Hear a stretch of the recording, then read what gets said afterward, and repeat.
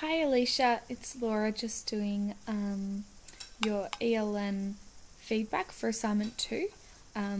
You've done yours on floods and it is a website. Um, First impressions, it looks really good. You've got some really nice pictures. Well, they're not very nice, but you've got some pictures of floods at the front. The text is really big, easy to read. I like how you've got "Do you know what to do in a flood?" That's capitalized, the U. Sort of, yeah, it makes you really think and question what we do know. It also gets those questions at the bottom, get the kids to think before they even start their activities.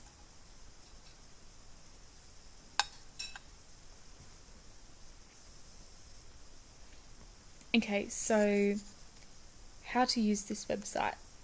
That's really good. It's really good that you've got the writing for, like, all of the text is on a white background. It makes it really easy to read. Yeah, again, the text is good. Yep, not too much to know about that. I really like how you've got the icons down the bottom as well as up the top. Just makes it a lot easier to go from slide to slide or page to page. You don't have to flick back up, which is good. So then you've got the context when it comes. I thought this was a really good idea, having the context. We know who it's aimed at. It is set out really well. You've got how many students are in the actual school, how many kids are in the class. Like, that's really good. The only thing it doesn't say in here is that we know the students are going to be using iPads or whatever to get onto the site, because otherwise they won't be able to access it. You've just said here that the 60 iPads and 30 laptops are shared between all classrooms. So does that mean that they have access to the classrooms during that whole time? During the learning unit period? Anyway, just a question. Sorry, I'm just eating my dessert as well.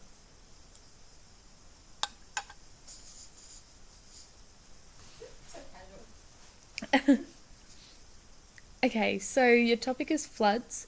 Again, I like how you've laid it out. You've got the audience, the aim, the objectives. Really easy for us to read.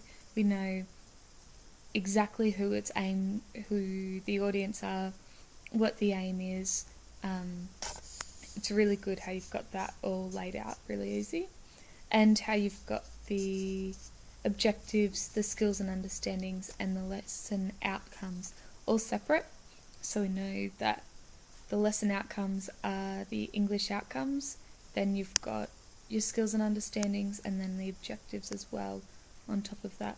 I also like how you've got the assessment down the bottom as well, and what the main assessment is for the task. That's cool.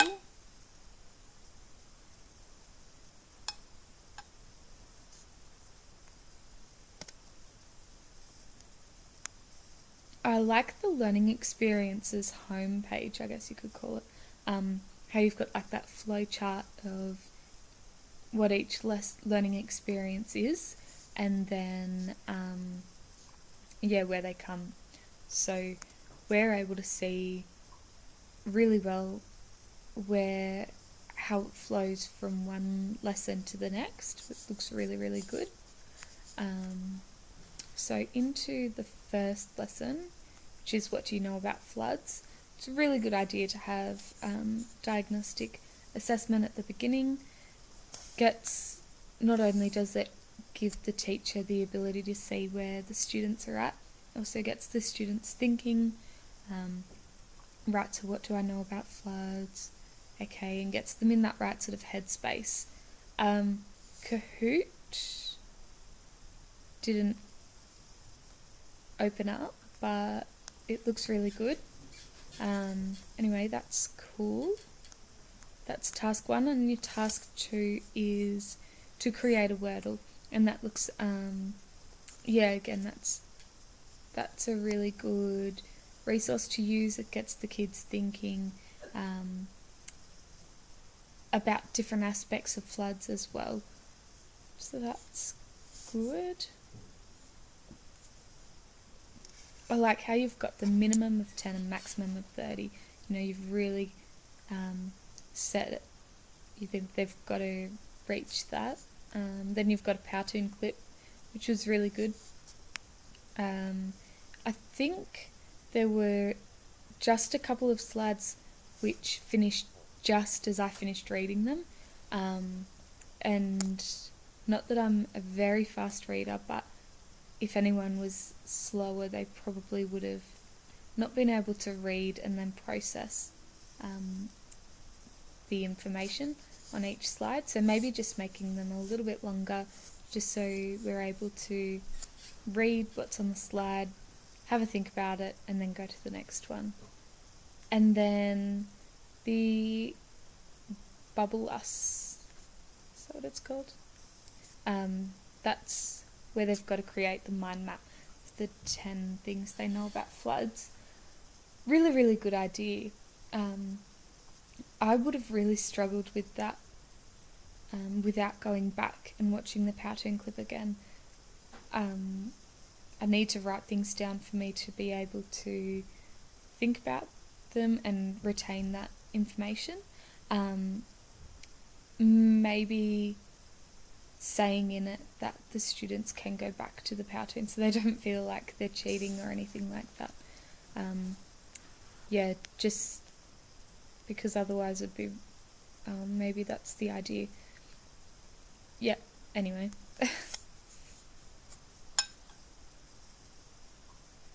Next activity.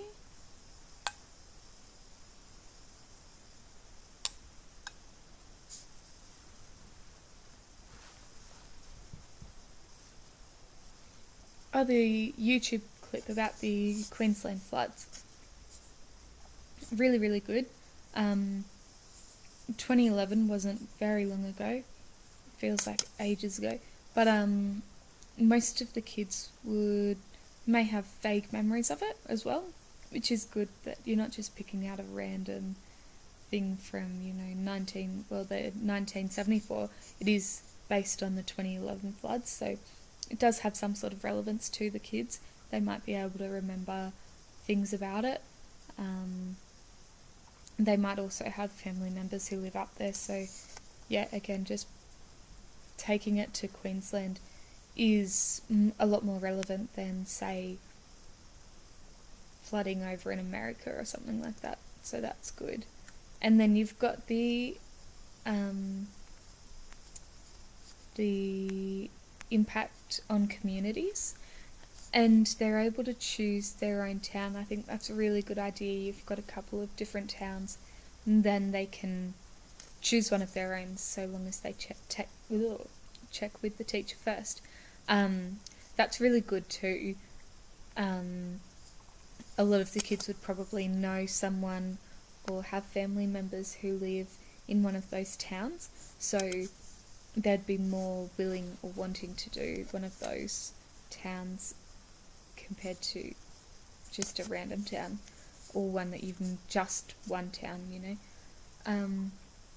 So that's a good idea, just giving them the options, sort of has the option for it to relate to their lives a lot, which is really good. And the next activity, sorry, it's a little bit slow to load, that's just my internet though, is the Prezi, and talking about safety in floods, and that's a really, really good idea. I wouldn't have thought to bring it back to that safety of the floods. So you've got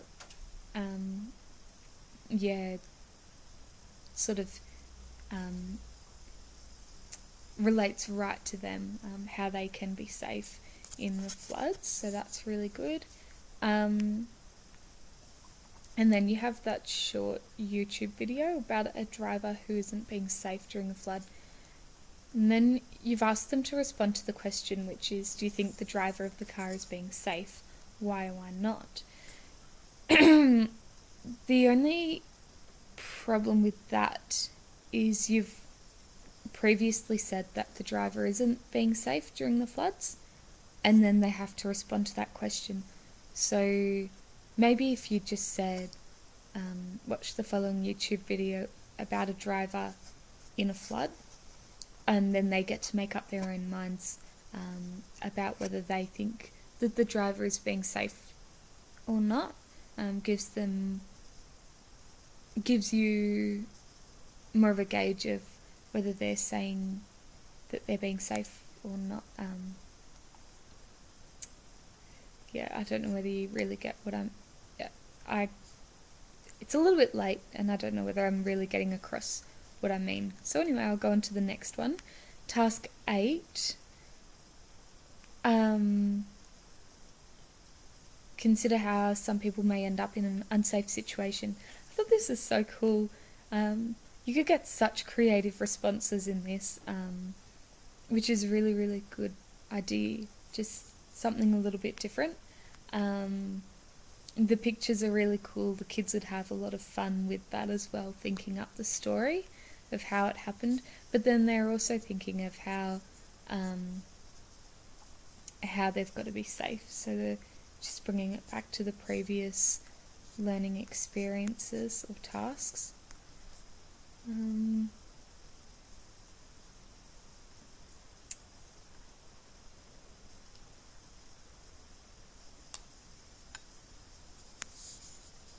then they've got to create a resource about flood safety.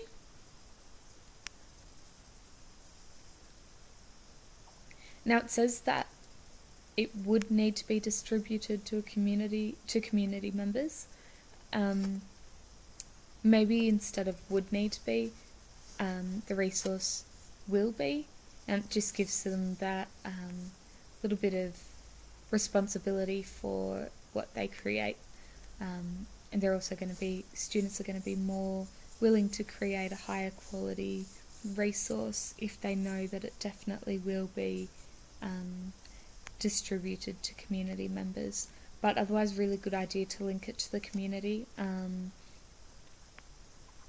I think that's really good. You've given them a heap of different options of ways to make the resource, so long as they include the like headings and things like that, which is good. They can just do that. It sort of scaffolds it for them. They've got it there. The kids who want to be more creative can add and include a lot more stuff. The kids who maybe don't have that ability can just answer the questions, and they're still going to do what you've asked of them. And then the anonymous survey about the unit of work. Good idea just to have sort of just something in there to look at how the unit of work was for them and how they enjoyed it and things like that. I haven't seen that yet before, so that's really cool. Then you've got the checklist, which looks good, easy to read, easy to understand. And then your references, if it loads, which all look really good. I really like how you've got a lot of pictures throughout your website of floods. I really like the icons down the bottom to go from one page to the next. It's really easy to read. The activities have a lot involved in them. Students are going to be thinking quite a bit, which is really good, but they don't seem to be too time consuming or anything like that. Overall, I think, yeah, it's a really, really good website. Yeah, good work.